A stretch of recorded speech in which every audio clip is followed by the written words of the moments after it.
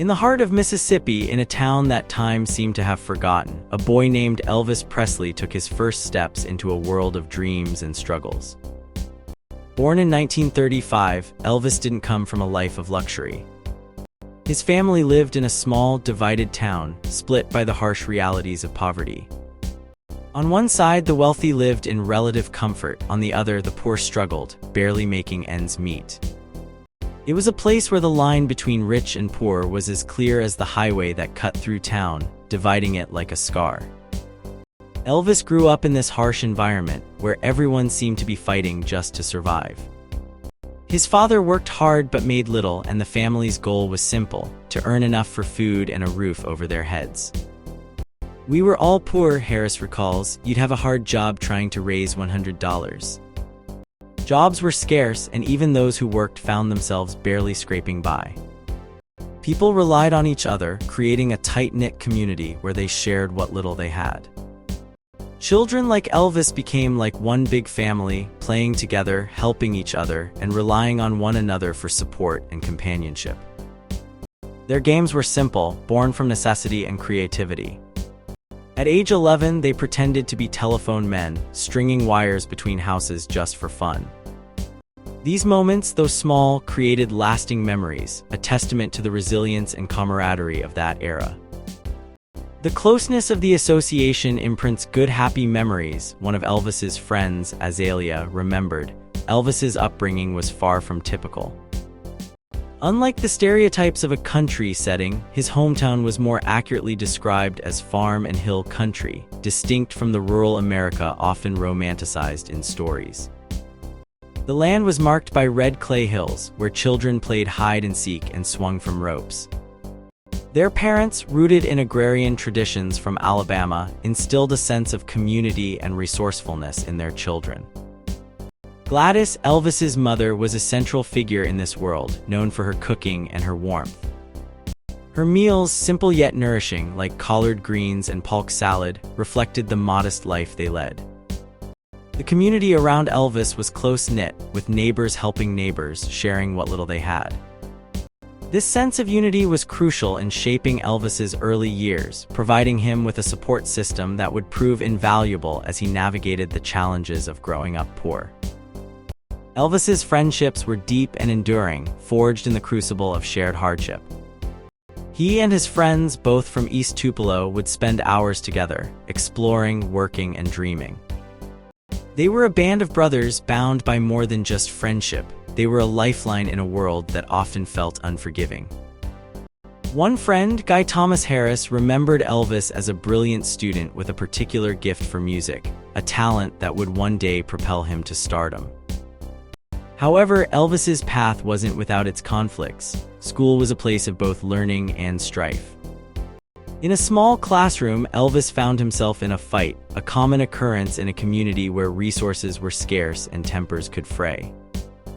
Yet, despite these challenges, the bonds formed in those early years remained strong. Friends like Billy Welch and James Osborne carried memories of Elvis as a young boy with big dreams and a kind heart, always willing to lend a hand or share a laugh. These memories paint a picture of a boy who, despite the odds, managed to find joy in simple things and forged connections that would last a lifetime. His story is one of resilience, of a young man who grew up in a world that often seemed against him, yet found strength in community and friendship. As Elvis Presley's legacy endures, so too do the memories of those who knew him in his formative years, a reminder of the power of human connection in the face of adversity. In the small town of Tupelo, hidden talents bloomed among the residents, and one of the most remarkable was that of Elvis Presley. People remember Gladys Presley, Elvis's mother, not just as a cook, but also as a teller of ghost stories. It was her storytelling that may have influenced one pivotal moment, Elvis's fascination with music, particularly the guitar, which some believe sparked a sleepwalking incident, though Elvis himself was never sure if it was him or his mother who triggered it. For those who knew Elvis back then, it was a time of humble beginnings but also of unexpected prosperity. Jimmy Gault, a contemporary of Elvis, pointed out that while most people were regular factory workers earning modest wages, a surprising number became millionaires and even a billionaire. This was a stark contrast to the reality of many who struggled to have more than one shirt or pair of pants. Elvis and Jimmy weren't part of the wealthy elite. They were what Elvis called lowriders, living simply with just a pair of shoes and a couple of pants. Despite the poverty, the community had a sense of pride and resilience. They built a new hospital in 1935, a testament to their forward-thinking spirit. This hospital, once a source of pride, stood as a reminder of how far they had come, even as the Great Depression cast its shadow over their lives. The memory of a devastating tornado in 1936 only added to their hardships. Many in Tupelo, like Billy Welch, a psychiatrist whose father was a truck driver, spoke fondly of their father's journeys from manual labor to more varied jobs. His father worked in a sawmill, then in various roles, including driving a truck and working in a grocery store. This upward mobility was not unique to Welch. It was a story shared by many families. Yet the question lingered, were they all secretly envious of Elvis's rising star? Friends and acquaintances of Elvis insisted that there was no jealousy. Guy Thomas Harris, a friend since childhood, said he had never seen any jealousy among their peers. Billy Welch echoed this sentiment, emphasizing that everyone was thrilled by Elvis's success. Unlike the story of Frank Sinatra, where his contemporaries disowned him, Elvis's friends in Tupelo celebrated his achievements. Elvis's journey to stardom began with a simple guitar, a replacement for a destroyed wagon. The story goes that when Elvis was 10, he visited the Tupelo hardware store to buy a bike but ended up playing a guitar given to him by a store manager, Forrest Bobo.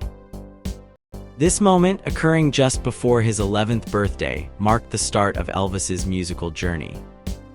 The hardware store, now a pilgrimage site for fans, stands as a reminder of this pivotal moment. Gladys Presley, Elvis's mother, was a central figure in his life. She was described as kind and loving, but also fierce, shaped by the harsh realities of living in poverty. Her resourcefulness was evident in how she provided for her family with limited means, often relying on faith and community support. Despite the meager meals like beans and greens, they found joy and strength in their faith and community ties. Elvis's first public performance took place at a talent show in the Lyric Theater, a memory etched vividly in the mind of Azalea Smith Moore, another local resident. These early experiences, combined with his musical talent nurtured by his mother and the supportive community, set the stage for Elvis's future success. As the story of Elvis Presley unfolds, it's clear that his rise from humble beginnings in Tupelo was not just a tale of individual talent, but also a reflection of the resilience and spirit of the community that raised him. Elvis Presley's early life in Tupelo, Mississippi, was simple but full of memories that shaped him into the famous singer we know. To many in Tupelo, Elvis was just a shy, gentle boy who loved music. But on stage, he was a different person, confident and captivating. When he first joined a talent show at a young age, he wasn't allowed to sing his favorite song, Old Shep, so he surprised everyone by singing it anyway. Tupelo loved its heroes, and Elvis quickly became one. The townspeople, including historians like Roy Turner, take great pride in their connection to him. Roy notes that 80,000 people visit Tupelo each year, bringing money and keeping Elvis's memory alive. He even thought about starting a class at the local college to teach people more about Elvis's impact on their town. Roy also shared stories of Elvis's visit back to Tupelo in 1956. Elvis felt nervous singing to the people who knew him as a shy kid in glasses. Back then, some people thought rock and roll would ruin young people, and preachers said Elvis's music was bad. But Elvis wanted to make his hometown proud, especially his parents, Gladys and Vernon. They had faced challenges, having grown up in less fortunate areas. Talent contests played a big role in Elvis's early music career. At 8, he won tickets to a theater show. 4 years later, he came third in another contest, though the exact rank isn't clear. Another young contestant, Shirley Gelentine, won. These contests helped Elvis gain experience and confidence. Tupelo was a small town where everyone knew each other. Roy knew the details of who came in second place that day, a girl named Nubbin Payne, known for her cowgirl outfit. Though Elvis might have come in fifth, the exact details are lost to time. However, another contestant, Hugh Jeffries, later became an optometrist and didn't even know he had beaten Elvis in a contest. Interestingly, Elvis and Hugh had crossed paths again in the 1950s in Memphis at a place called the Eagle's Nest. Meanwhile, Elvis's friend Sam Bell, who was black, shared stories of their childhood together. Despite living in different parts of town, they played together, went to movies, and even snuck into the same movie theater, sitting together despite the segregation rules. They loved Western movies, which Elvis adored. Sam remembered how Elvis would laugh and shout while watching cowboy films. Although their friendship faced challenges due to the racial divide, Sam didn't see it as harsh. They attended the same drugstores and went to black churches to enjoy gospel music, which deeply influenced Elvis. He even tried to sing gospel songs as a child, pretending a broom was a guitar. His love for music, especially gospel, stayed with him throughout his career. Elvis's connection to Tupelo and its people remained strong even after he left. The town honors his memory, understanding that his rise to fame put Tupelo on the map. While not everyone remembers the specifics, they feel the impact of his legacy. Elvis's journey from a shy boy to a global music icon began in this small town, where his love for music and community formed the foundation of his extraordinary career.